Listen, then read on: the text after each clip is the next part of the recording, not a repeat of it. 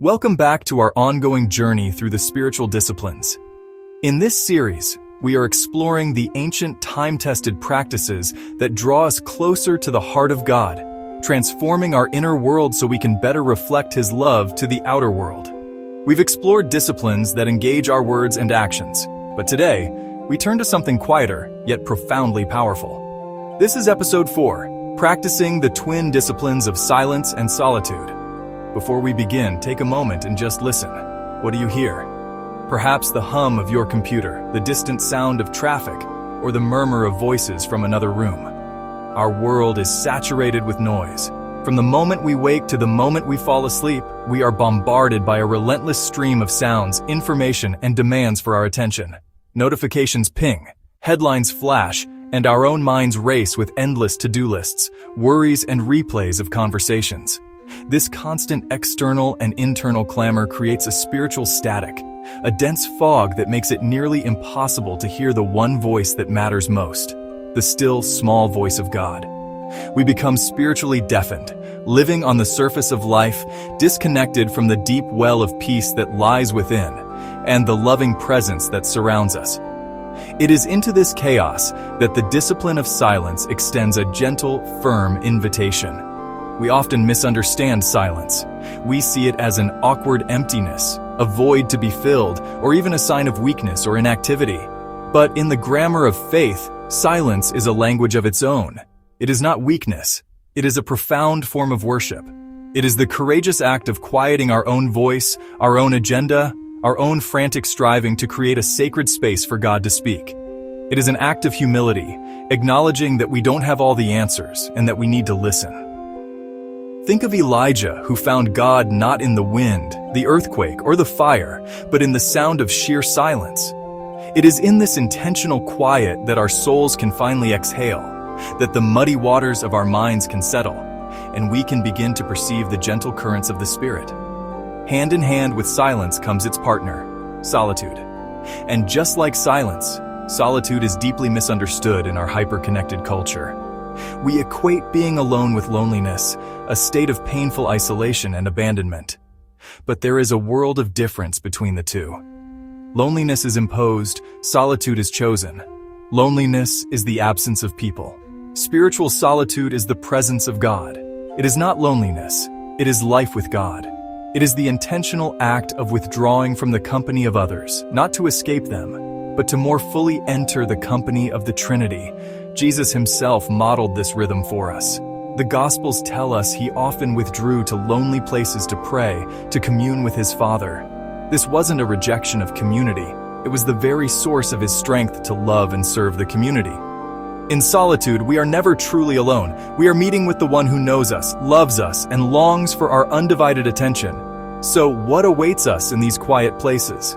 Peace for our anxious hearts, clarity for our confused minds, a deeper intimacy with our Creator than we ever thought possible, and a renewed strength to re-engage with the world from a place of fullness, not emptiness. Throughout this episode, we will explore the practical ways to weave silence and solitude into the fabric of our busy lives. We will look at the challenges that arise and how to navigate them with grace. This is an invitation to step away from the noise, just for a little while. It's an invitation to come and be still and to discover the profound, life-giving reality of God's presence in the quiet. Let's begin. Mark 1:35. It's a simple verse, nestled in the middle of one of the busiest days of Jesus' ministry. The day before, he had been teaching in the synagogue, casting out an impure spirit, healing Simon's mother-in-law. And then, as evening fell, the whole town gathered at the door, bringing all their sick and tormented. The demands were immense, the needs were endless, the noise was constant, and in the face of this overwhelming human need, what was his very next move? Very early in the morning, while it was still dark, Jesus got up, left the house, and went off to a solitary place, where he prayed. Let's linger on those words for a moment. Very early in the morning. This wasn't an afterthought. It was a priority, planned for and protected. It required a sacrifice, the sacrifice of sleep, of comfort. While it was still dark, he moved before the world was awake, before the demands of the day could stake their claim on his time and attention. He sought a space that was untouched by the sun and by the clamor of human activity. He intentionally chose the quiet of the pre-dawn. And where did he go? To a solitary place. He didn't just step into the next room. He physically removed himself. He sought out a place of intentional aloneness. This wasn't an escape from people whom he loved deeply. It was an escape his Father. The silence wasn't empty. It was filled with a holy presence. The solitude wasn't about being alone. It was about being alone. In that sacred space, he prayed. He communed. He listened. He received the strength, the clarity, and the boundless love that he would then pour out for the rest of the day. This wasn't a one-time event. The Gospels paint a clear picture of this being a foundational rhythm of his life. After feeding the 5,000, he went up on a mountainside by himself to pray. Before choosing his 12 apostles, the men who would carry his message to the world, he spent the entire night in prayer on a mountain. When he heard the devastating news of his cousin John the Baptist's death, his first instinct was to withdraw by boat to a solitary place. Jesus modeled for us that our public effectiveness is born from our private communion. The power to heal, the wisdom to teach, the compassion to love. It was all cultivated in the quiet, hidden moments with the Father. He showed us that silence is not passive. It is the fertile ground where our spiritual lives can take root and grow deep. In our world, true silence is a radical act. We are surrounded by a culture of noise, a constant barrage of information, entertainment, and distraction. Our phones buzz, our screens glow, and our minds race to keep up. The idea of simply being still can feel uncomfortable, unproductive, even frightening. We can confuse being alone with loneliness and silence with emptiness. But Jesus invites us into a different reality.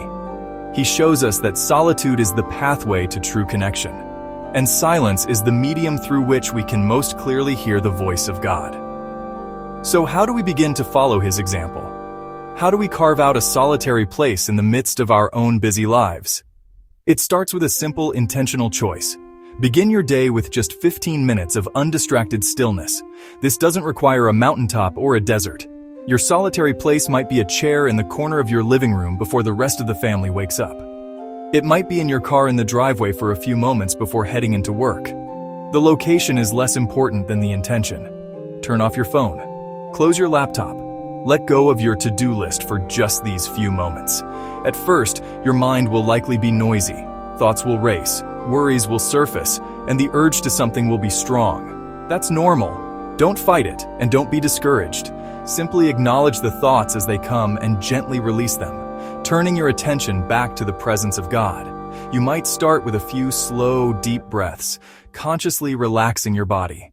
You can whisper a single name, Jesus or Abba. You can focus on a short piece of scripture, or you can simply sit in the quiet, trusting that God is with you, loving you, and speaking to you in the silence beyond words. This isn't about achieving a perfect, empty mind. It's about creating a space. It's about showing up day after day and offering the gift of your quiet, focused attention to the one who created you. By embracing this discipline of silence, we are not just adding another task to our day. We are creating the margin our souls desperately need. We are following in the footsteps of Jesus, finding our strength not in the noise of the world, but in the quiet presence of our Father. It is here, in the stillness, that we are renewed, recentered, and filled, so that we too can pour ourselves out in love and service to the world. Psalm 46:10. Be still and know that I am God. These are some of the most profound and challenging words in all of Scripture. In a world that screams for our attention, that rewards hustle and noise, God's invitation is a radical counter-command. He doesn't just suggest it, he commands it. Be still. This Hebrew word, rapha, can mean to let go, to release, to slacken your grip. It's a call to cease our frantic striving, to stop trying to control every outcome, and to simply surrender. The context of this psalm is not a peaceful retreat. It's a world in chaos, with nations in uproar and kingdoms falling. It is precisely in the midst of the storm that God calls us to find our calm not in our circumstances, but in Him. The stillness He calls us to is not an absence of noise, but a presence of focus. It is the quiet confidence of a soul anchored in the unchanging sovereignty of its creator. This stillness is cultivated through the spiritual discipline of silence. And it is a discipline because it doesn't come naturally. Our world, and often our own minds, are filled with a constant barrage of noise. External noise from our devices, our work, our endless to-do lists, and internal noise from our anxieties, our fears, our replays of past conversations, and our planning for the future. Silence is the intentional act of stepping away from all of it. It is where we consciously stop striving. We let go of the need to prove our worth, to manage perceptions, to fix everything ourselves. In the quiet, we admit our limitations and acknowledge His limitlessness. This is what it means to truly rest in His presence. It's not about emptying our minds into a void, but about filling our awareness with Him. It is a posture of receptivity, an opening of our hearts to receive His peace, His love, and His perspective. So, how do we begin? We start with the practical. We must intentionally create space for quiet. This means we have to shut down the devices and the distractions. Find a quiet corner in your home, a park bench, or even just a few moments in your car. At first, the silence might feel deafening, even uncomfortable. Your mind will likely race, filled with all the thoughts you've been pushing away. This is normal. Don't be discouraged. The goal isn't to achieve a perfectly blank mind, but to practice returning your focus to God again and again. Each time you notice your mind wandering, gently guide it back to Him. This act of returning is the prayer. It is in this cultivated stillness that we create the conditions to listen. God's voice is rarely the loudest in the room. As the prophet Elijah discovered, God was not in the wind, the earthquake, or the fire, but in the gentle whisper. To hear that whisper, we must first quiet the noise. We listen for His voice, not just in audible words, but in the subtle movements of our hearts.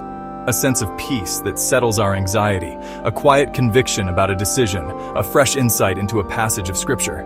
Silence is not an escape from the world, but a way to be refueled and recentered in God, so we can re-engage with the world from a place of peace and divine purpose. Early Christians practiced silence to prepare for worship and strengthen faith.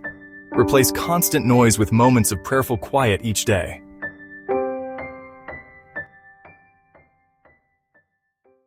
Solitude is where we are most honest before God. No audience, no performance.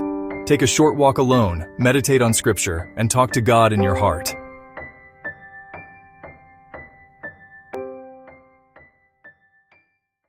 Challenge for viewers.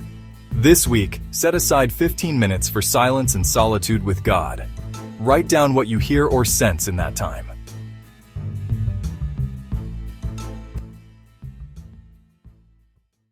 Silence and solitude are not empty. They are full of God's presence. From the silence of creation to the stillness of our hearts, God speaks.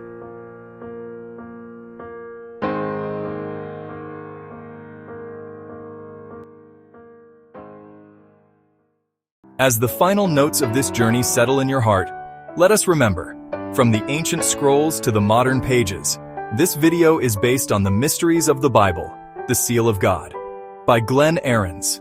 A book and a 12-part video journey born from 15 years of biblical research and discovery. Thank you for watching. If this message spoke to your heart or opened your eyes, please take a moment to like this video, share it with someone who needs to hear it, and subscribe to our channel for more truth-filled, spirit-led content. Like, share, subscribe El Shaddai Christian Ministries, www.elshaddaichristian.com.